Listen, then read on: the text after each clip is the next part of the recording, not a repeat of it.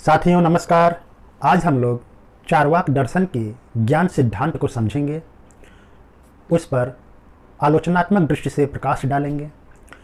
चार्वाक दर्शन केवल प्रत्यक्ष को ज्ञान के प्रमाण के रूप में स्वीकार करता है, वहीं दूसरी तरफ अनुमान, शब्द आदि प्रमाणों का पर्याप्त तर्कों के साथ खंडन करता है।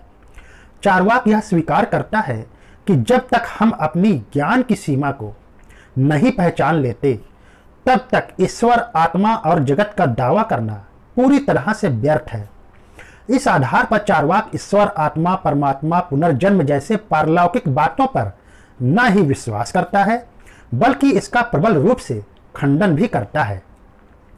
प्रश्न उठता है कि प्रत्यक्ष क्या है, क्योंकि चार्वाक का ज्ञान सिद्धांत इस प्रश्न में छुपा है। सामान्य अर्थ में प्रत्यक्ष वह है जिसका ज्ञान आंखों के द्वारा होता है, लेकिन जीव से, सुनने से, सूंघने से और स्पर्श करने से भी जो ज्ञान प्राप्त होता है वह भी प्रत्यक्ष के अंदर ही माना जाने लगा है। इस प्रकार हम कह सकते हैं कि इंद्रिय और विषय के संपर्क से प्राप्त ज्ञान को प्रत्यक्ष कहा जाता है। चार्वाक केवल प्रत्यक्ष से ही प्राप्त ज्ञान को ज्ञान मानते हैं और उसी पर पूर्ण विश्वास करते हैं। प्रत्यक्ष के आधार पर अप्रत्यक्ष का ज्ञान या कहें ज्ञात के आधार पर अज्ञात का ज्ञान प्राप्त करना अनुमान कहलाता है। जैसे पर्वत पर धुएं को देखकर अग्नि होने का ज्ञान प्राप्त होना अनुमान प्रमाण के अंतर्गत माना जाता है। जब दो घटनाओं के बीच नियत एवं अनिवार्य संबंध होता है तो उसे व्याप्ति संबंध कहते हैं। यह व्याप्ति का संबंध अनुमान प्रमाण का प्राण होता है, क्योंकि वह इसी संबंध पर आधारित होता है।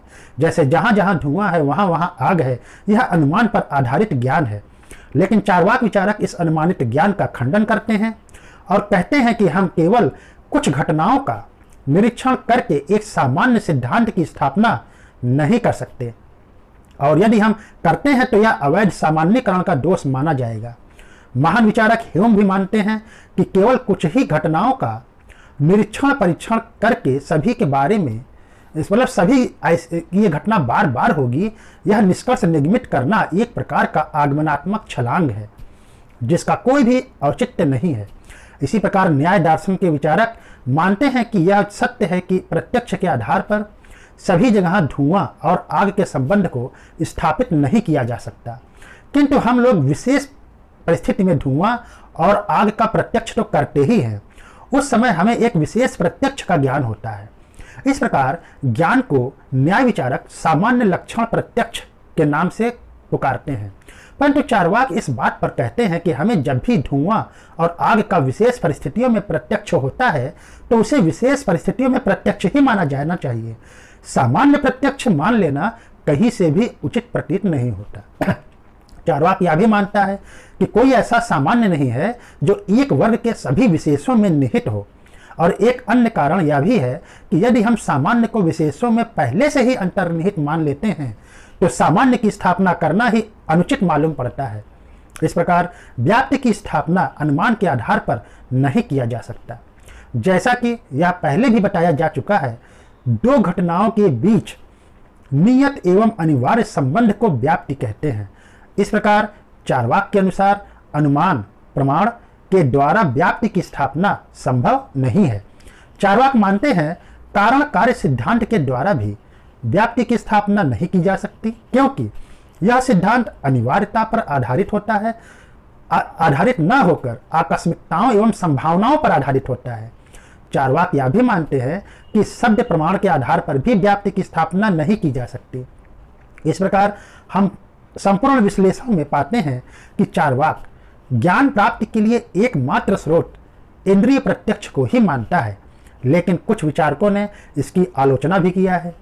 महान दार्शनिक डेकार्ट मानते हैं भले ही हमारा ज्ञान इंद्रियों के माध्यम से होता है, किंतु कभी कभी इंद्रियां हमें धोखा देती हैं, और बुद्धिमानी इसी में है कि जो एक बार धोखा दे उस पर हमें विश्वास नहीं करना चाहिए।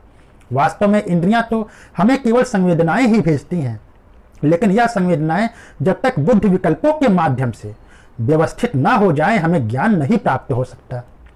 इसी वजह से महान विचारक कांट इंद्रिय संवेदना के साथ साथ बुद्धि विकल्पों को भी ज्ञान के लिए अति आवश्यक मानते थे।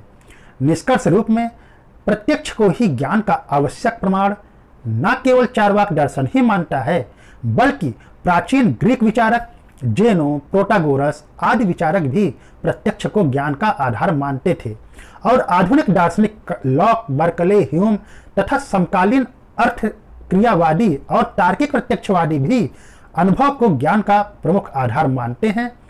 चार्वाक की विशेषता यह है कि इस दर्शन ने जहां एक ओर प्रत्यक्ष की प्रामाणिकता को सिद्ध किया, वहीं दूसरी ओर अन्य प्रमाणों जैसे अनुमान, शब्द इत्यादि का खंडन भी किया, जिसका भारतीय दर्शन पर प्रभाव यह पड़ा कि अन्य भारतीय दार्शनिकों ने प्रत्यक्ष के अलावा अन्य प्रमाणों को सिद्ध करने के लिए प्रबल तर्क प्रस्तुत किए, जिससे भारतीय दर्शन रूढ़िवादी और संशयवादी होने से बच गया। साथियों, अगले वीडियो में एक महत्वपूर्ण विषय के साथ फिर मुलाकात होगी। नमस्कार।